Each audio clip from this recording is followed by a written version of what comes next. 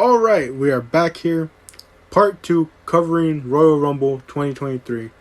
Last left off talking about Bianca Belair versus Alexa Bliss for the Raw Women's Champion. We open right here with the Women's Royal Rumble match to determine who gets a shot at either of the Women's Championships at WrestleMania.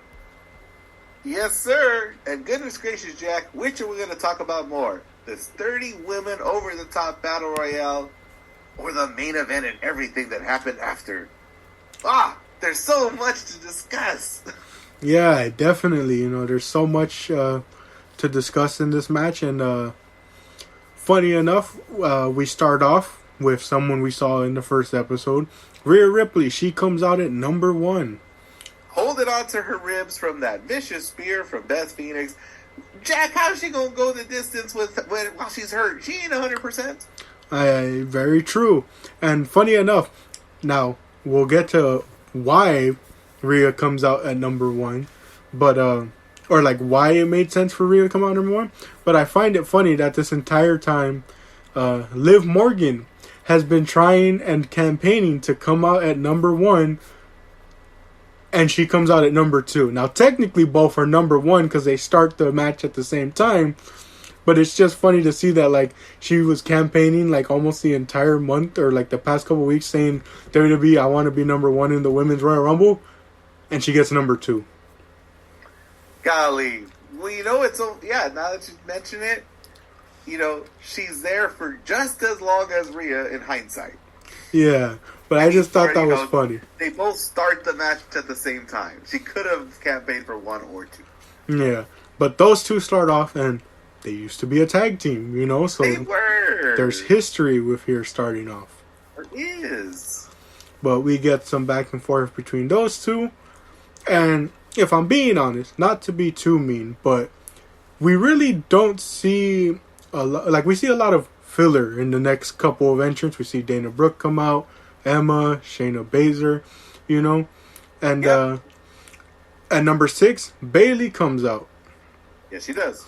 Bayley comes out. I don't remember I'm being honest, I don't think much happens yet in this Rumble, at least to start off, It's in the next couple entrants that things heat up. Number 7, B-Fab from Hit Row comes out, but she's quickly eliminated by Rhea.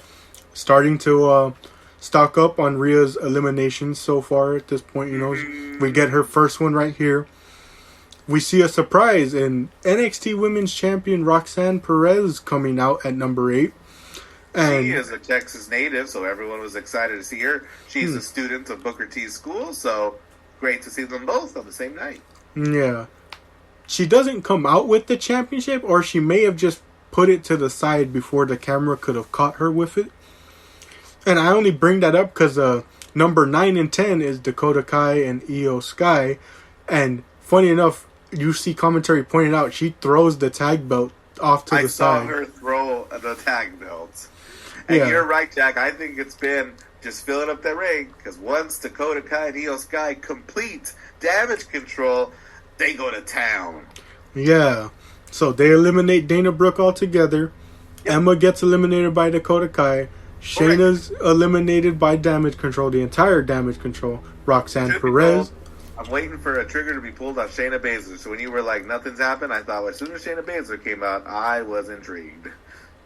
Yeah. Shayna had a little bit of an exchange with a late contestant, Natalya, because Natalya was out on the shelf at the hands of Shayna Baszler. Yeah. Who then is eliminated by Damage Control as well. And it's another example, Jackie brought it up episode 1, of a team acting like a team and working together. Yeah. In this every woman for herself environment. Yeah. Basically working and making sure that none of them get eliminated. Out comes the next one, Candice LeRae, who stays in the ring for a bit before getting eliminated by Io Sky. Yep. Definitely could label the two of them rivals, especially down in NXT. Mm-hmm. And speaking of NXT, number 13, Zoe Stark comes in. And I don't want to spoil too much, but I was very much surprised with how long she remained in this match. Yeah, looking at the stats, she doesn't win, spoiler alert, but 26 minutes, golly. Yeah, lasted longer than the NXT Women's Champion. Ali Jack, 26 minutes and not a single elimination. Oh yeah, that's another notable thing to mention too. Yeah, 0 eliminations, but she got some time in there. That was pretty surprising to me. And again, we get to this sort of point where we're starting to try and fill up the ring again, because it's been quite some time since we had an elimination. The last one was Candice LeRae at this point, but we start filling up with more women as Xia Li comes out at number 15. I just kind of noticed this just now. Becky Lynch comes out at the same position as Seth Rollins. Wow! I just noticed that too, and now that you mention it. Yeah, I wonder how much they coordinated that.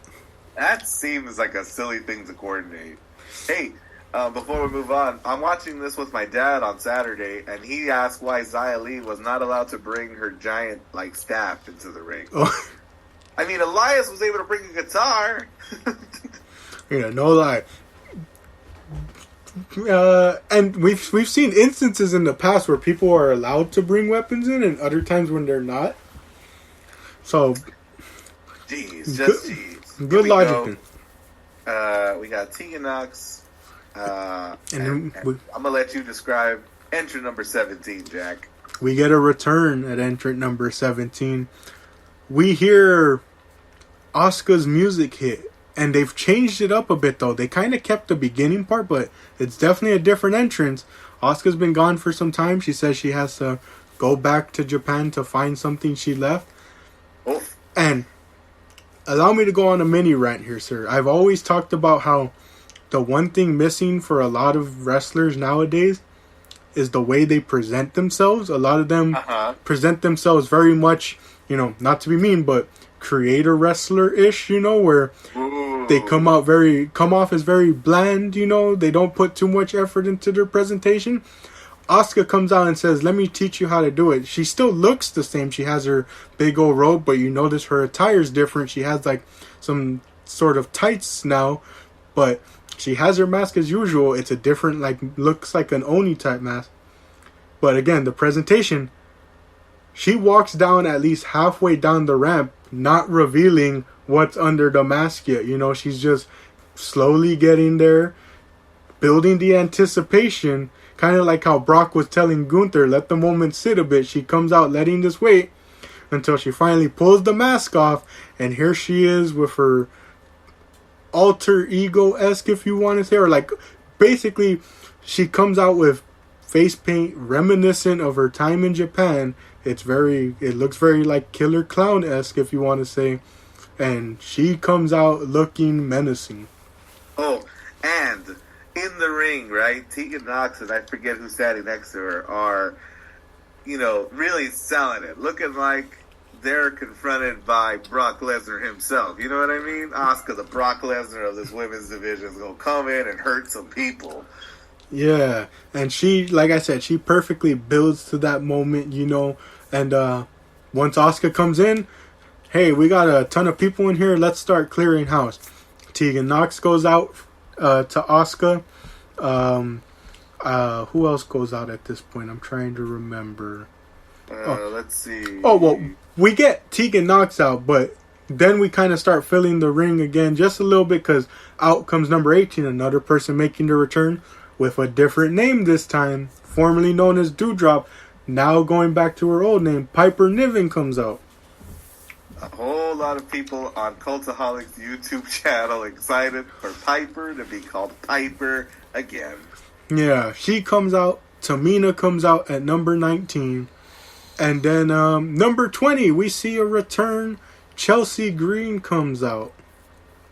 She lasts all of 5 seconds, and I think she's won the record for the woman to be in the women's Royal Rumble match the least amount of time ever.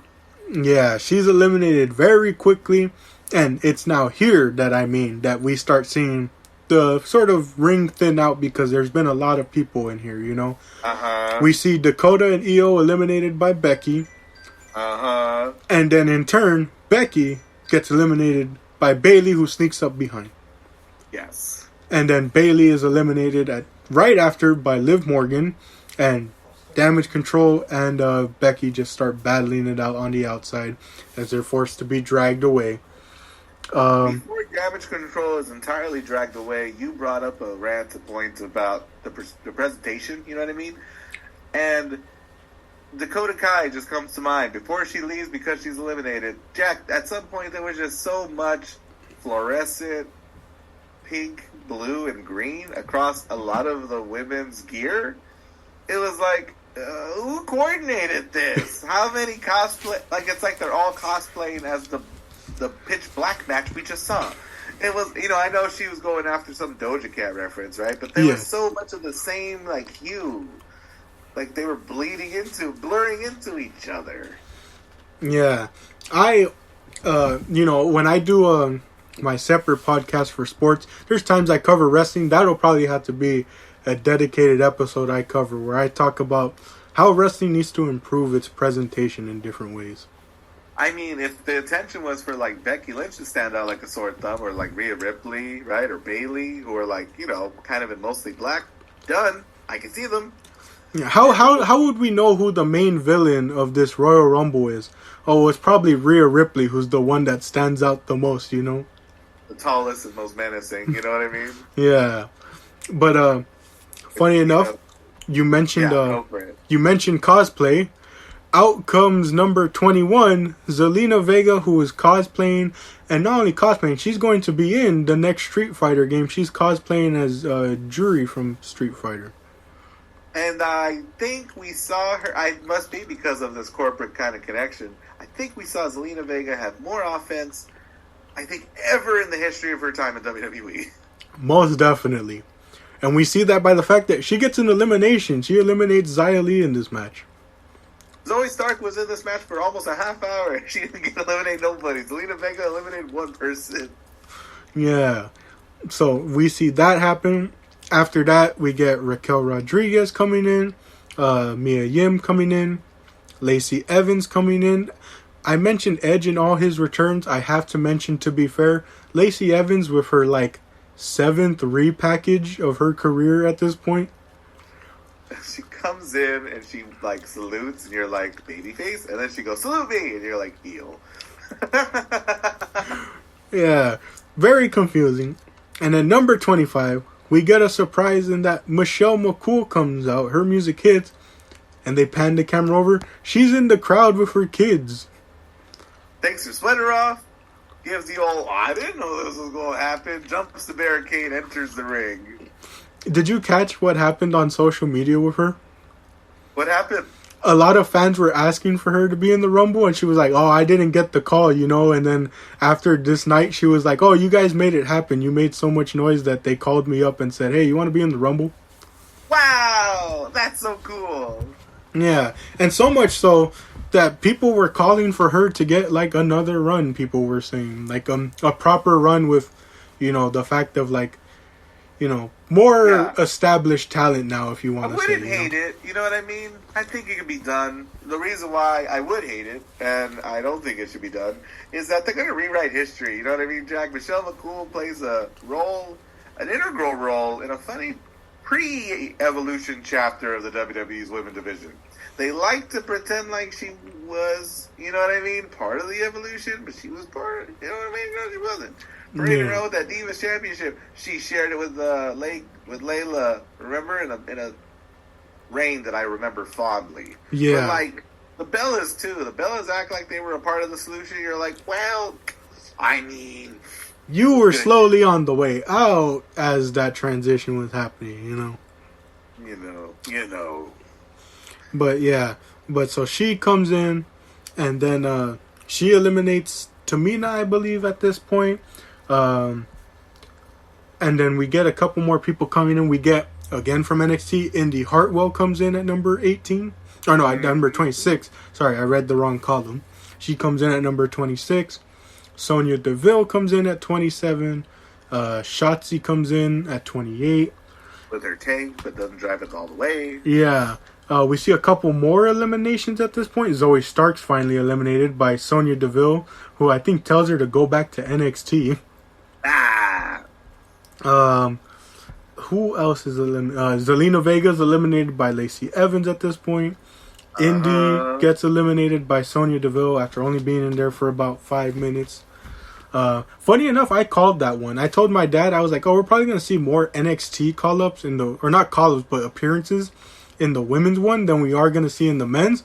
And I said Indy was probably going to show up, but I was expecting her to show up when Damage Control was in there, because, I don't know, Bailey's like, I guess, buddy with Indy, and I thought maybe we see something out of that. I'll tell you what, Jack, I was proven wrong. Like, not just surprised, I was outright proven wrong, because I'm telling my dad, who I'm watching this event with, like, that it's impossible to fathom 30 women coming out. You know what I mean? Like, the company just has such a horrid, like, history, like, of employing the women that it has, right?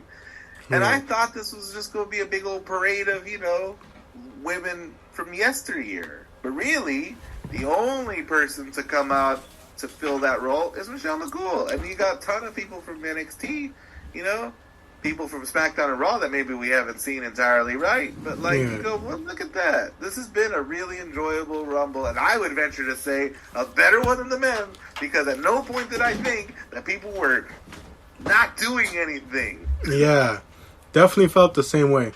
I'm so mad at Drew and Sheamus for just standing there laughing at what they were watching. Yeah. Number 29 comes out, and I gotta mention this one. Nikki Cross comes out, and she full-blown sprints her way to that ring. Books it. Charles Robinson, WrestleMania 24 levels of books it. Is it 24? Yeah, it was 24. Undertaker versus Edge, right? Yeah, that was 24. Yeah, she full-on books it down there. And after Indy's eliminated by Sonya, we haven't seen elimination for a while. There's plenty of women still in this ring. We have Rhea, Liv, let me see who else. Asuka's still here. Piper's still here. Raquel's still in here. Mia Yim's still in here. Lacey's still in here. Michelle McCool's still in here. Sonya, Shotzi, Nikki now. A lot of women are in this ring. Usually we expect it to thin out by this point, but there's a lot of women, and there's a lot of women that could potentially win it in this ring right now. Yes, I agree. And, we're slowly starting to prepare. We're waiting for that clock to start counting down who's going to be our number 30. Except the music hits too early. Before we even get our countdown and buzzer, Nia Jax's music starts playing. Jack, how does Nia Jax botch a Royal Rumble entrance? I can't believe the production crew messes up that badly for number 30 of all places. People don't care. They exploded at the revelation that Nia Jax is back. You know what I mean? She enters that ring. Oh, she's just mouthing off to everybody there. Yeah. And, of course, everyone just decides to team up on her. And everyone gets her out of there. The old Big Show elimination, you know what I mean? Yeah. Nia Jax is there for all of 2 minutes and is eliminated by 1, 2, 3, 4, 5, 6, 7, 8, 9, 10, 11 women teaming up together. And we see, basically everyone trying to hit big moves on her. We see Rhea try and do, a body slam spot, but she can't get it done. So instead, she improvises on the spot and goes, all right, well, if we're not doing that, we're doing my Riptide, because that's a lot easier to hit. Kind of, sort of. It was kind of, sort of hit. You know what I mean? We did what we could. Goodness gracious, she gave nothing on it, though. Yeah, definitely. But yeah, so she's eliminated, and then by that point, that's when we start getting, thinning out the people in here. Yeah, we chucking people. They were coming rapid fire at the end. Yeah. Lacey's thrown out. Sonya Deville's thrown out. Who's thrown out after? I'm trying to see who was 22. Why do I not see it? Oh, Michelle McCool is eliminated by Rhea. Shotzi's eliminated. Mia Yim's eliminated. Piper's eliminated by Raquel. And then Raquel is eliminated by Rhea. Mm-hmm. And we are down to our final four. Dun, dun, dun. Nikki Cross, Yep. Asuka, Liv Yep. Morgan, and Rhea Ripley. Jack, I got a 50-50 chance of being satisfied with the winner. Let's see. The final four. Yeah, I'm at like, I think I'm at like a 50-50 too. I want to say almost 75%, but I'm not completely sold on a Liv Morgan win at this point, you know. At least when they show off who the final four are. Yes. You know. But we get this, and it basically turns into a final three though, because Nikki's eliminated pretty quickly by Liv, but she still gets some points where like you think she's gonna eliminate someone. But then we get this cool final moment of the final three women essentially battling on the outside. Yep. And so we get to see the three of them battling it out. And, on the ring apron, part of the ring. Yeah, on the ring apron. And then Everyone's we get over the top rope. Anyone could be eliminated. Yeah. And then Asuka and Rhea are fighting. And Asuka's about to go and blow out this blue mist, but Rhea ducks at the last moment and she hits Liv instead.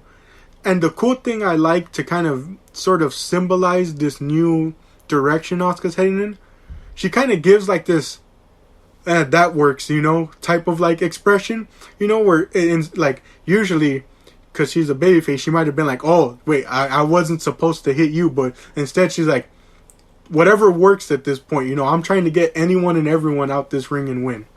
All's fair in love and Royal Rumbles. Yeah, but then Asuka's eliminated by Rhea. Liv's trying her hardest to fight despite being misted. And then we get this real impressive spot where Rhea looks like she's almost eliminated, pulls herself back up just to throw Liv Morgan off with a Hurricane Rana type move. I'm terrified of moves like that, Jack, at the final minutes of a Royal Rumble like this, and the men's, because, you know, Gunther and Cody do some, like, moments, and I'm like, you're going to ruin it. Liv's going to accidentally win this. Yeah. It's so sweaty and slippery. What are you doing? Stop trying so hard. An incredible Royal Rumble, Jack, and the right person won. She ran the distance, the first woman to do so from the number one position. With 7 eliminations. 7 eliminations over the course of an hour. Goodness gracious. Congratulations, Rhea Ripley. Yeah, you know, and she's the first one, like as you mentioned, to run the gauntlet from number one. They finally give her that. She eliminated some pretty notable names, assisted in eliminating Nia Jax, eliminated Raquel, eliminated Asuka and Liv. You know, who else did she get in this as well? B-Fab. I'm trying to see, but I can't get all of them. But you know, she got a decent amount of people out. You know, and we have about 21 minutes left, so real quickly, I want to mention this because it happened on Raw the next night, and you and I saw it. Sir. The shock, in a sense, because a lot of people were confirmed, or like in their minds, they were like, oh, she's going to challenge for Bianca. It's going to be a face-off of the two generations, you know. Well, not the two generations, but the two up-and-comers of this generation. They both came up in NXT around the same time. Rhea had more success, but on the main roster, Bianca won a title first because she was on night 1. Rhea won night 2. And also, she got the win first on WrestleMania because Rhea previously lost at WrestleMania 36. They were the final 2 in the 2021 Royal Rumble. You know, people are like, all this history. Last year, Rhea was supposed to challenge for the Raw Women's Championship, but she got injured and never got that match. Everyone's like, oh, easily it's going to be this. They have the history right there written for the two of them to fight. What does Rhea say the next night on roster, and what was her reasoning? Oh, you gotta help me pad out the reasoning. But she's coming after Charlotte Flair for the SmackDown Women's Championship. She ain't gonna go for Bianca. She ain't gonna go for that generation-defining match. Now, she's coming for what's owed to her.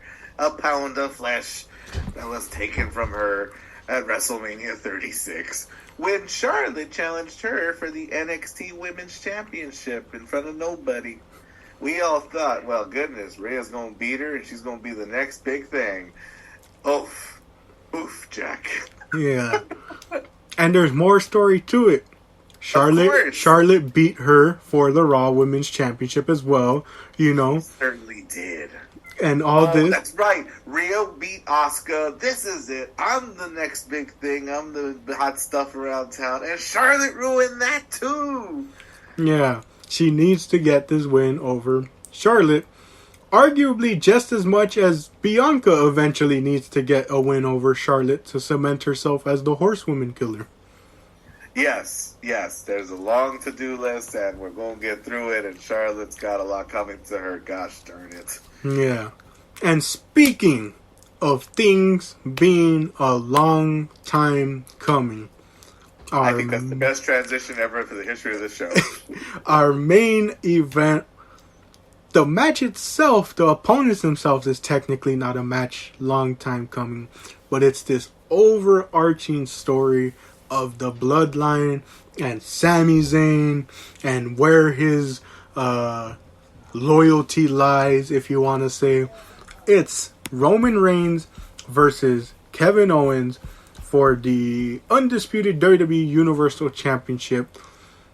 And Reigns doesn't come out with the Usos or Solo Sikoa. It's Roman Reigns, Paul Heyman, and Sami Zayn to watch in the background. He's going to show him, he's going to teach him a lesson tonight. He's going to learn from Roman as he dismantles his best friend. Yeah. What were your thoughts going into this match, sir? Like your dad, like yourself, I didn't think that things were going to happen out of, the expected. I didn't think anything surprising was going to happen, in the match. Roman Reigns, who's been champion for almost like 900 days, I don't think was going to lose this match, Jack, on Saturday. But what we were all waiting with bated breath for was, what was Sami going to do? Yeah. Throughout the match, KO and Roman, KO looks strong. KO's kicking out of stuff, and he's hitting stuff. And Sammy's reacting outside, and the commentary are doing my homework for me. They're asking, is Sammy disappointed that the match isn't over for Roman, or is he disappointed that Kevin hasn't won it yet? Yeah. Definitely, a lot of storytelling to be where does Sammy's loyalty lie at this point, Mm-hmm. And we see all the, high spots for Kevin Owens, right? He's hitting, the pop-up power bomb, a moonsault, he flubs, but he hits it again, you know what I mean? He's getting some major offense against the head of the table. Yeah. He was, how you mentioned, he was kicking out of a lot of different things, too, And, it was going to take more than one of any of these things to put him away. Yeah. And then, what's it called? We see a spot on the outside where Owens gets speared through the barricade. Yep. Goodness. And then we start following the pattern of a lot of Roman matches when he doesn't have the Usos or Solo out. There's a ref bump. The ref goes down. Owens seems to get the victory, but the ref's down. Yes, but he does. Instead of the Usos making a run out or none of that, Reigns instead, hits Owens with a low blow and says, Zayn, go get me a steel chair. And Zayn is just like, are you really sure you want me to go get this steel chair? Are you sure you need what it? He tells him is, you told me to stand right here and not do anything. Yeah. He's using Roman's words again. I'm like a good old teenage high school student. Oof. And Roman is, beside himself, gets him the chair. But I think in turning around, I think Owens hits him with something. I think he with a stunner. You know what I mean? And Paul Heyman shooting daggers at Sami as if you setting this up, boy? Goodness. Hashtag goodness. Yeah. And then, what's it called? Roman hits a spear, but this time Owens, what's it called? He rolls out. Oh, that's what led to the barricade spot. Sorry, I called that one too early. That's what leads to the spear through the barricade. Yeah, he's And like then not letting himself get pinned, just throwing himself outside. yeah, and then he slams Owens onto the steel steps, while looking at Zayn as he's doing all this, And then that's when he hits him with one final spear and gets the win. The definitive win. We close out the show. What a night! Goodness great. What let's all get ready for work on Monday. No, Jack. There's more. Yeah, there's more because do you smell something in the air, sir? You're a tease. You're a big old tease like WWE is. All I smell are steel handcuffs in Paul Heyman's pockets for the entirety of the night. Yeah, we get this moment where Jey Uso's about to put the lei onto Zayn, ceremonially induct him into the bloodline, And that's when Reigns interrupts. He orders them to beat up Kevin Owens. That's when Paul Heyman reveals these handcuffs. And they start beating up on him. They handcuff him to the ropes. They start beating him down, hit him with all these super kicks. And Roman's about to hit Owens in the face with the chair. But Sami Zayn interferes. And, I love how in these moments, WWE knows when to, mute everything else. So that you can kind of still hear the crowd in the back. But you can hear, what's being said. It's not getting lost in the noise. And you hear Zayn just insisting, come on, you don't have to do this. You're better than this. You're the tribal chief. It's above you to do something like this. It's below you to do something like this, And that's when Roman's like, you're right. This is too much for me. Why don't you do it instead? Oh, give Sammy the chair. Destroy your best friend. Show your loyalty to the bloodline right now. Yeah, and Zayn starts kind of backing away. He's like, no, I can't do this. He's pie-facing Sami Zayn, too. Yeah. He's barking at him like he does everybody in the bloodline about what I give you and why this is best for you and doing all that toxic, partner, you know what I mean, stuff. Yeah. And so, he keeps trying to make his choice.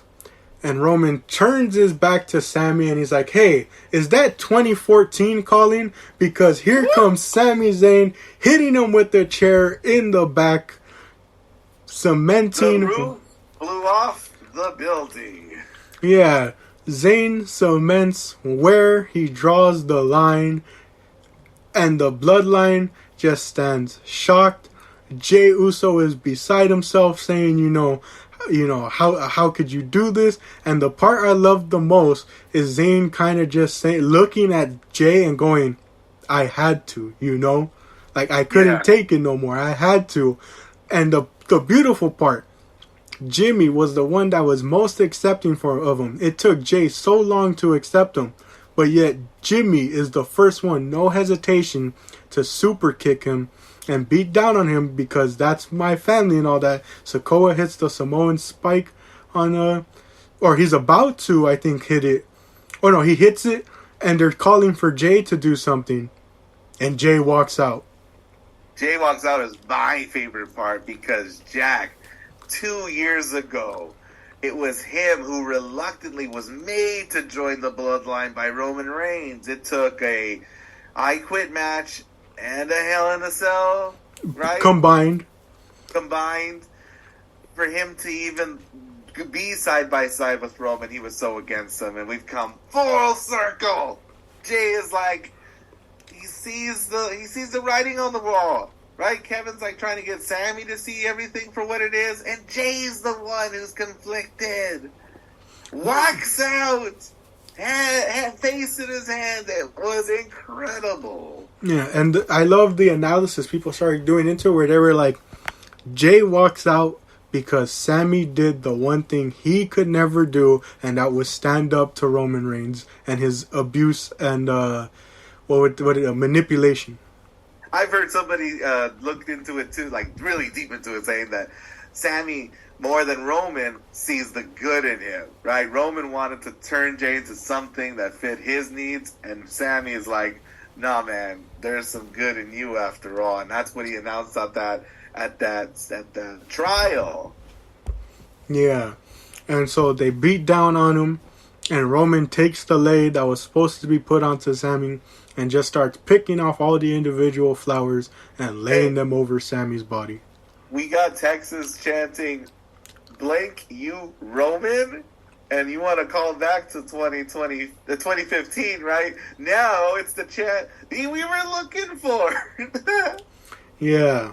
Now you're openly welcoming those chants. Yeah, and he looks at the crowd and literally does that bit with the flowers, just boop, boop, boop. Ooh! It was an incredible cinematic end to the night. Yeah. But do you still smell something? Jack, the only thing I smell is the dinner that awaits me at the conclusion of this podcast. You're referring, of course, Jack, to the surprise everyone was waiting for, but it didn't come to be. Dwayne "The Rock" Johnson. Would have been nice. Wouldn't have fit the story. That's what I told my coworker, who was really disappointed. Yeah, I feel the same way. There was no story to be made there. It would have been very much harder to inject him, and you really would have had the fans turn at the fact that not only is Cody getting the title shot, but now The Rock gets one too. Yeah, The Rock not only gets one, but is inserting himself into Mania plans, and that leaves nothing for Sammy. Yeah, nah, bro. So here's my fantasy booking, Jack. Night 1, Sammy takes the Universal title. Night 2, Cody takes the WWE title. Friday night next week, The Rock comes out and says, "I'll see you in SummerSlam, bro." That, or they pull a full-on Cena and The Rock and just go, "I'll see you a year later from now." Once in a lifetime, 3 times. Oh, man. But yes, a very cinematic end, and it just leaves the question, where do they go with Sami Zayn? You mentioned what you wanted him to challenge. I think he should challenge as well. You know? I've always been a big Sami Zayn fan, so... And more people are. You know what I mean? A lot of people woke up and found like how entertaining that guy is and what a good wrestler he is. And you'll never guess, Jack, where we are next month for the Elimination Chamber. We're in Montreal. Goodness, that's Sami Zayn country. Yeah. And honestly, I've been booking it for months, and it's hard to do now because Cody won the Rumble, but I was booking for months saying, do a Brock and Eddie moment and have them blow the roof off of Montreal with that win. But and they won't do it. You can have that moment, Jack. I think he's like, hey, man, maybe don't put both titles on the line. I just want one. Want one, Jack. Yeah, and that makes the story with Cody even more interesting because now it doesn't guarantee Cody wins. You know, will it suck if Cody doesn't win? More than likely. But at the same time, it at least adds intrigue to the story where it's like, Roman's lost the title. Is this his downfall? Or are we, you know, going to see a different monster out of him come this Mania match? One that, like, is grasping at his, you know what I mean? At what he has left. I think of, like... And you can even build... Sorry, you can even build further to the downfall of the bloodline where, you know, similar to how Goldberg costed Brock that match against Eddie, who's to say the bloodline doesn't have any involvement where Jay fully, you know, people are expecting Jay to turn on Sammy in Montreal if that's the match that happens. You know, they're expecting Jay to do this double turn, if you want to say, where it looked like he was going to turn on the bloodline, but instead he just fully aligns himself. But like, you could have Jay interfere at that point, Jay and Kevin Owens at that point, you know? There's so much potential, like, for this to happen, for us, for the catharsis, for all of us. And Roman looks strong. This is how all of this started. And then Roman still looks strong. But can Jay enter Canada? Oh. Well, oh, no. If they can get to Saudi, you have to think so. Saudi and Canada might have different rules there, boss. You're not wrong, yeah. How many minutes we got left? 5 minutes. Jack, it's been an absolute joy talking Royal Rumble 2023 with you. I'm excited about the next month of wrestling. Yeah, I'm excited to come back later this month for Elimination Chamber. Oh, it's this month. We're in February. Oh, the world's moving too fast, sir. It definitely is, but definitely a lot to look forward to. Bianca's WrestleMania challenger will be decided at that pay-per-view. We may or may not have a new United States champion. I was just about to say, can we just take a step back and applaud the fact that there's like a robust U.S. title scene that can fill out a chamber. There's a lot of really strong candidates in that match, including your boy, Bronson Reed. Bronson Reed. Yeah. A lot to look forward to. Golly. But with that being said, thank you all for joining us for these 2 parts of the podcast, of course. I've been Jack, joined by my guest, Mr. Solis. Thank you all. We will catch y'all later this month. And as always, if it exists, we have an opinion on it. Thank you, and we'll catch you on the next episode.